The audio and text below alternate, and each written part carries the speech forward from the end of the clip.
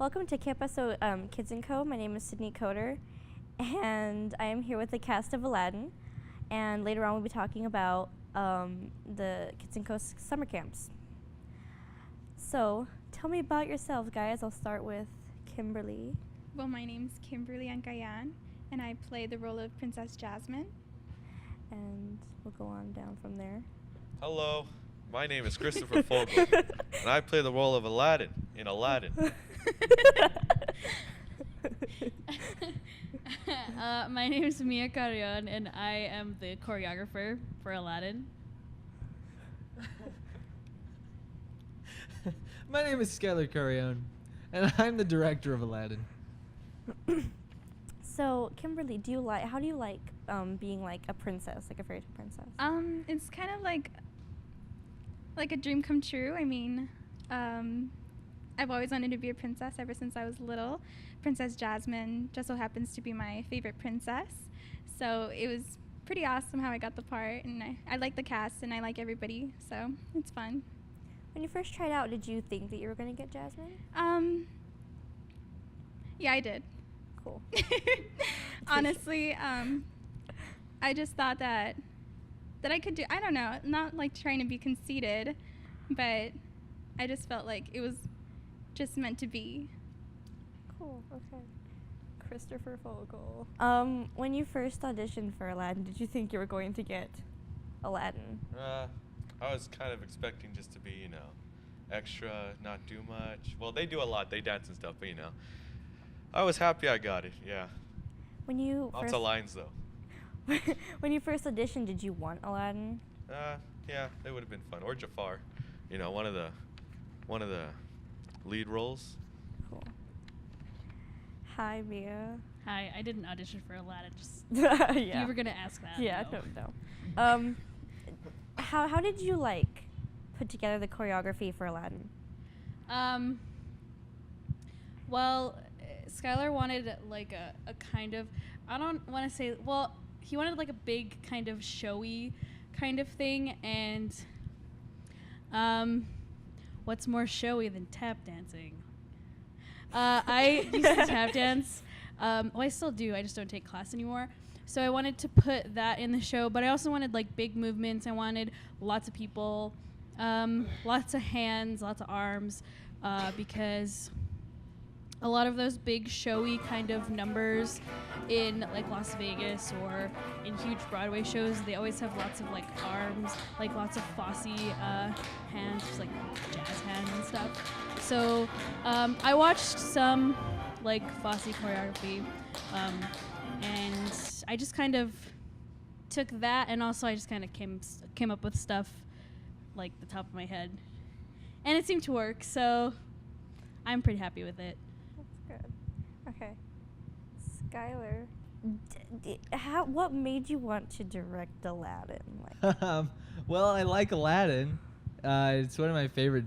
It's one of my favorite Disney movies, and it's just a fun story, and it's kind of like a buddy movie, because it is the Disney version, in case any viewers out there are wondering. It's kind of like a buddy movie because you have Aladdin befriending the genie, and their relationship grows pretty well throughout the story, and I enjoy that. But I really I was asked to direct Aladdin, but I'm very thankful that I was, because I really enjoyed the heck out of doing it. This was a lot of fun, and I gotta say, these people right here are amazing, along with the rest of the cast and crew. But man, including you. I play Iago, by the way. Yes, Iago. Just saying. How do you feel about Iago? Oh, well, I mean, I mean, I've been a bird before, but I feel it's a good place to be, it's kind of like homeland, so I enjoy it very much. The costume's very hot, but, I like making people pick up my feathers, so. Iago molts throughout the entire show. It's just molting the whole show. We have to sweep up during intermission, yeah. But yeah, you guys all impressed me. I mean, I know during rehearsals, I know Christopher, you're a very busy guy at school and stuff. So anytime you were not, anytime I wasn't directly talking to you, you would have like your school binder or your book open, and you would be like Studying, AP yeah. World History test.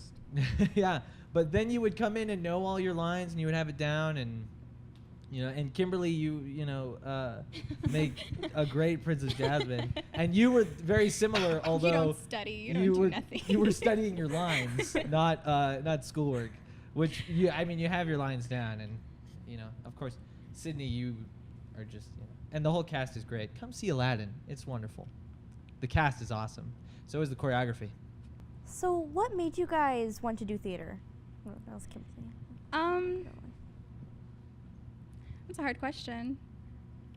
I never thought about acting or doing theater ever, but Princess Jasmine is my favorite, and I'd really like to be a princess at Disneyland, so I thought this would be like a nice opportunity to just like put on her costume and feel like a princess every weekend. So it's kind of fun. I don't know. Christopher Fogel. Okay, so my parents were, they did theater back in their, high school days, and a couple in college. So it just got me interested. So one time, a while ago, a few years actually, just me and my brothers all auditioned for our first play, got in it, and ever since, we've just been coming back because it's really fun. Just the atmosphere here and in theater in general, it's a cool experience to be in. What's your favorite part about, not theater in general, but what's your favorite part about the whole process of making a production? Definitely just performing for the audience. It's fun making them laugh, making them, cry, even though there's not much crying in this play. But other plays, you make them cry, and singing in front of them, it's just really fun to perform, and I love it. Kimberly, in my opinion, you're a really good singer. Thank you. Thank you so much. I've cried a couple of times, but I think in a lot of That's so people's good. opinion, she's a really good Yeah, singer. yeah. I haven't Thank asked people you. personally, but to me, you're up there. So, what made you want to sing, or how did you discover this magical talent of singing?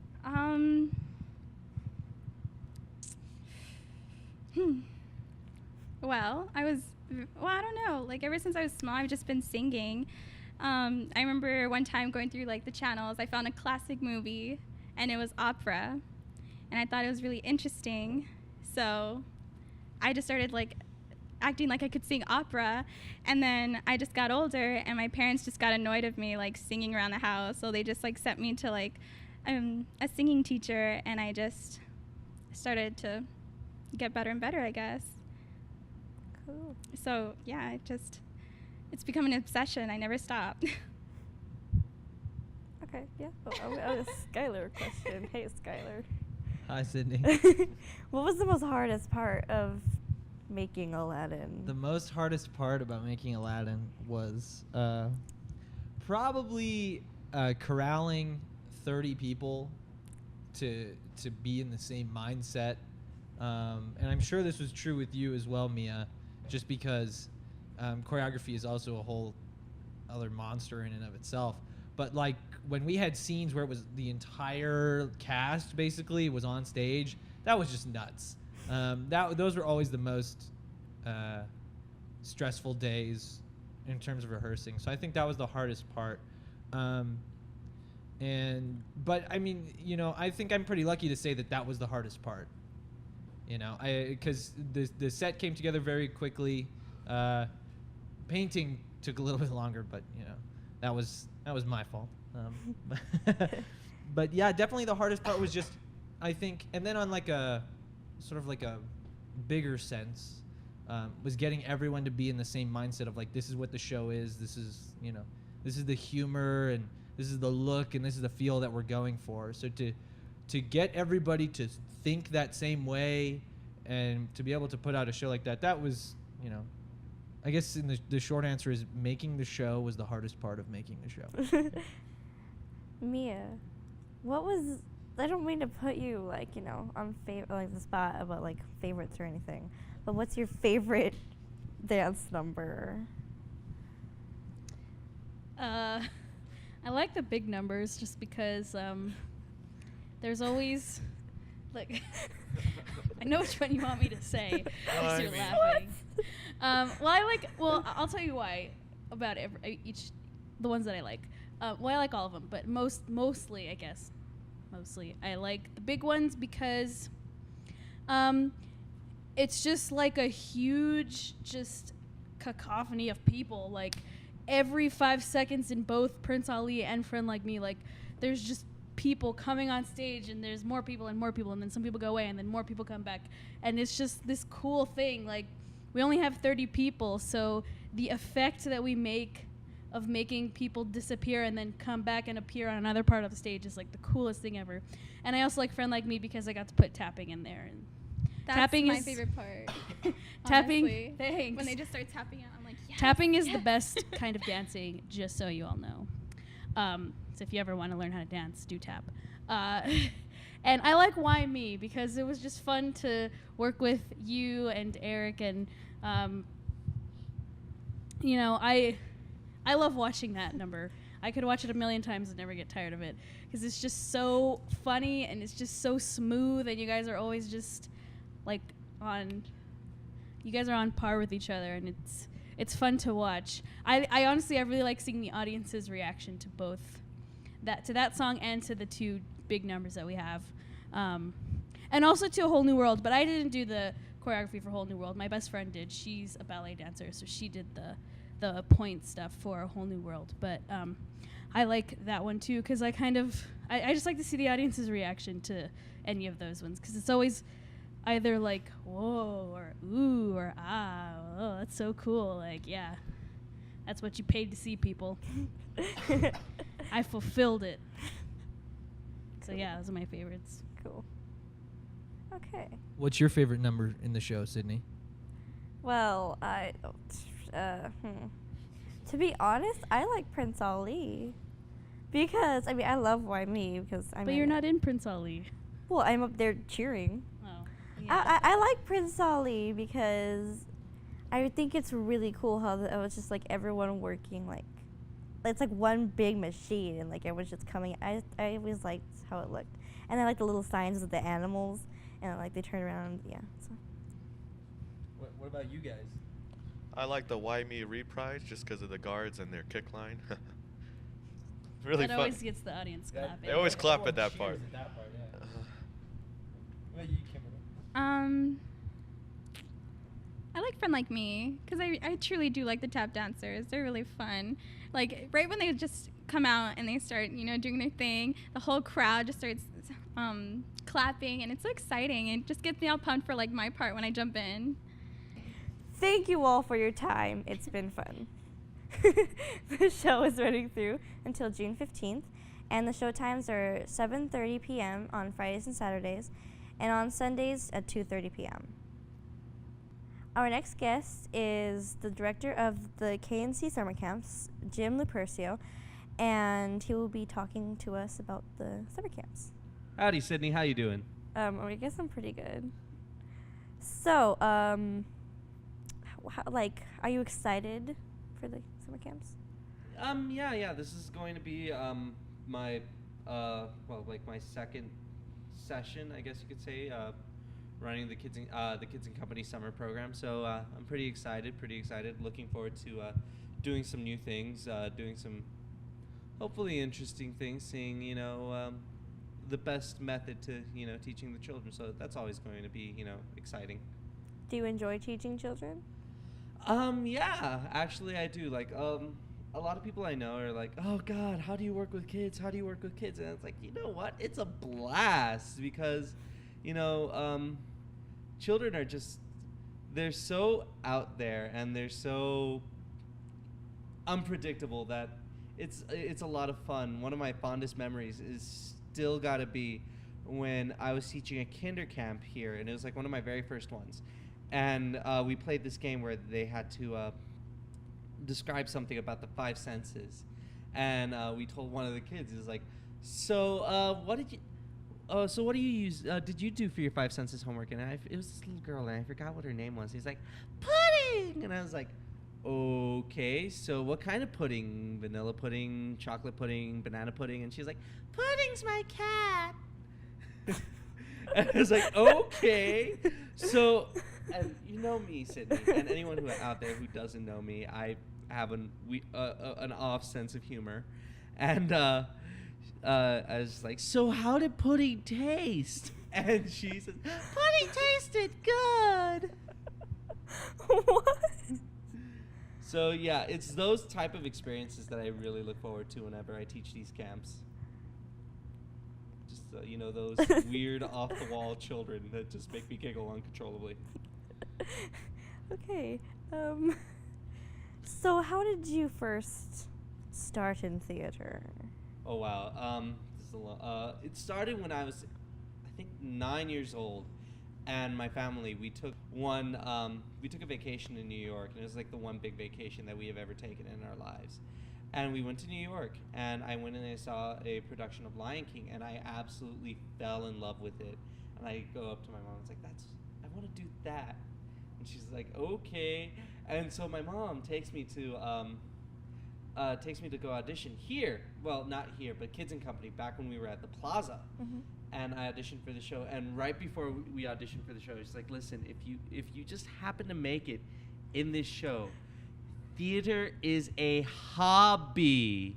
Okay? A hobby. You're not going to make a living in this. Next thing you know, I'm in college. I'm 21 years old, and I'm majoring in theater technology and design. Hoping when I get out that I'll have a job.